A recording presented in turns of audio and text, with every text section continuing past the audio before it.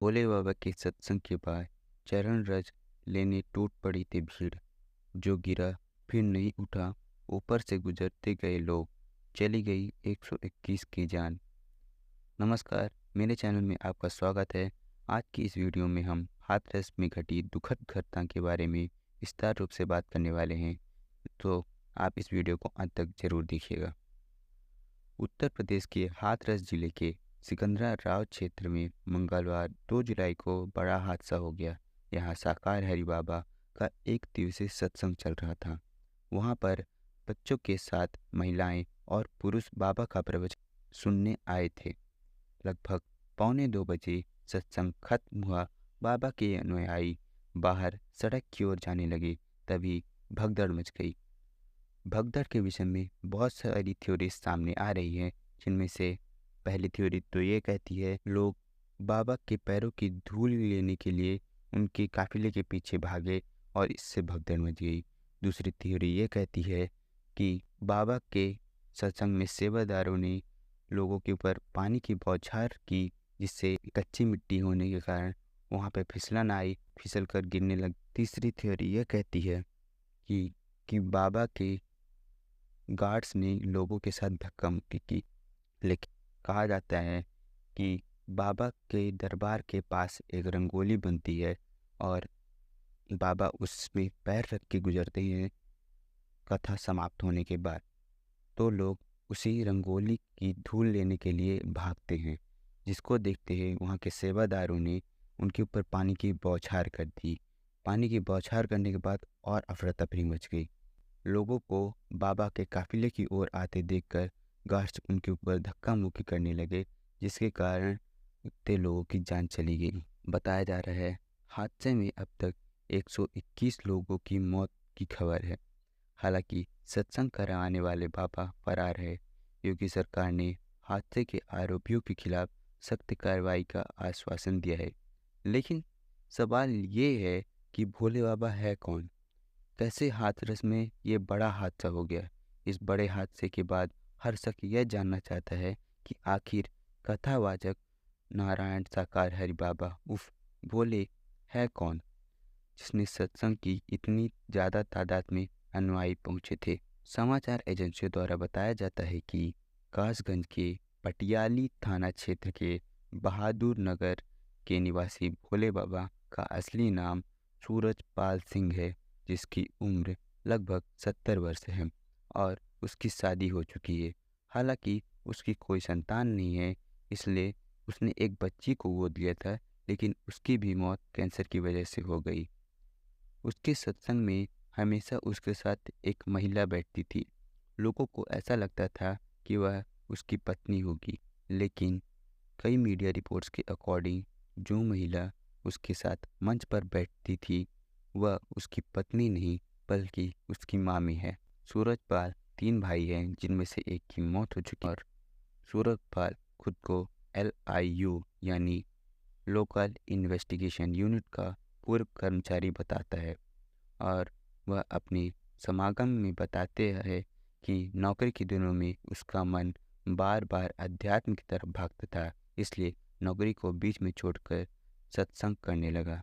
लेकिन यह सिर्फ बाबा का छलावा था, क्योंकि सूरजपाल सिंह ने पढ़ाई होने के बाद पुलिस की नौकरी के लिए अप्लाई किया और उसे पुलिस में हवलदार की नौकरी मिल गई। फिर कुछ समय बाद उसका प्रमोशन होता है और वह हेड कांस्टेबल बन जाता है। फिर उसकी पोस्टिंग LIU मतलब लोकल इन्वेस्टिगेशन यूनिट में होती है। LIU ऑफिसर के तौर पर उसकी पोस्टिंग आगरा में थी।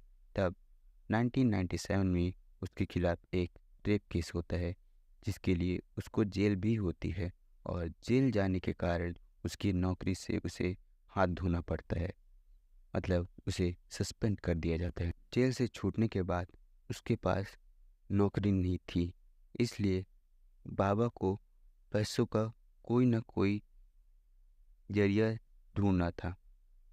बाबा को इस बात की भी जानकारी थी कि अब उसे समाज में भी लोग स्वीकार नहीं करेंगे, इसलिए बाबा ने प्लान बनाए हैं कि यहाँ से निकलने के बाद लोगों को ऐसा बताएगा कि उसे स्वयं भगवान ने दर्शन दिए और लोगों की मदद करने के लिए उसे चुना है। अब लोगों को बोलने लगा, उसका नौकरी में मन नहीं लगता था, इसलिए उसने वॉलंटरी रिटायरमेंट ले लिया। मतलब उसने स्वयं नौकरी छोड़ दी और वह आध्यात्म की ओर चला गया। बाबा के खिलाफ कई लोगों की जमीन हड़पने का भी आरोप लगा है। इसके अलावा बाबा के खिलाफ कई अन्य मामले आगरा, इटावा, कासगंज, फारुखाबाद, राजस्थान समेत 5 केस दर्ज हैं। इसके अलावा बाबा 2 साल पहले भी चर्चा में आए थे, जब देश में कोरोना की लहर चल रही थी। उस समय यूपी के ही फारुखाबाद में मई 2022 में बाबा के सत्संग का आयोजन किया गया था। तब जिला प्रशासन ने 50 लोगों को सत्संग में शामिल होने की अनुमति दी थी, लेकिन उस समय भी 50,000 से ज़्यादा लोग पहुंच गए थे। बाबा का कासगंज जिले के पटियाली तहसील क्षेत्र के बहादुर नगर में बड़ा आश्रम है, जो कि 30 एकड़ में फैला हुआ है। यह उसका पैतृक गांव भी है। इस आश्रम में पहले सप्ताह के प्रत्येक मंगलवार को सत्संग होता था, लेकिन कुछ वर्षों से यह परंपरा टूट गई है। कहा जाता है कि गरीब और वंचित तबके के लोगों के बीच में इसकी लोकप्रियता तेजी से बढ़ी। उसी समय में लाखों की संख्या में अनुयायी बन गए।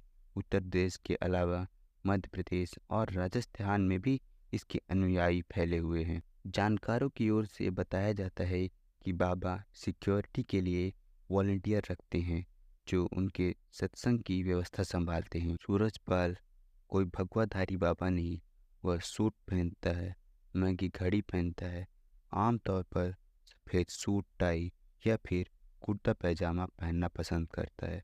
उनके इंस्टाग्राम पेज पर जाकर देखो तो बाबा अलग अलग स्टाइलिश कपड़ों में नजर आते हैं। सत्संग कार्यक्रम के मुख्य सेवादार देव प्रकाश मधुकर और अन्य आयोजकों के खिलाफ एफआईआर दर्ज की है। ये एफआईआर भारतीय संहिता बीएनएस की धारा 105, 110, 126(2), 223 और 238 के तहत दर्ज की गई है। हालांकि हाथरस हादसे की एफआईआर में नारायण साकार हरि उर्फ भोले बाबा का नाम तक नहीं है। राष्ट्रपति द्रौपदी मुर्मू ने भगदड़ की घटना में लोगों की हुई मौत को हृदय विदारक बताया। उन्होंने कहा, मैं इन लोगों के प्रति गहरी संवेदना व्यक्त करती हूँ, जिन्होंने अपने परिवार के सदस्यों को खो दिया, और घायलों के शीघ्र स्वास्थ्य की प्रार्थना करती हूँ। प्रधानमंत्री मोदी ने उत्तर प्रदेश के हाथरस जिले में एक सत्संग समारोह के दौरान भगदड़ मचने की घटना में लोगों की मौत पर दुख जताते हुए पीड़ितों को हर संभव मदद का आश्वासन दिया।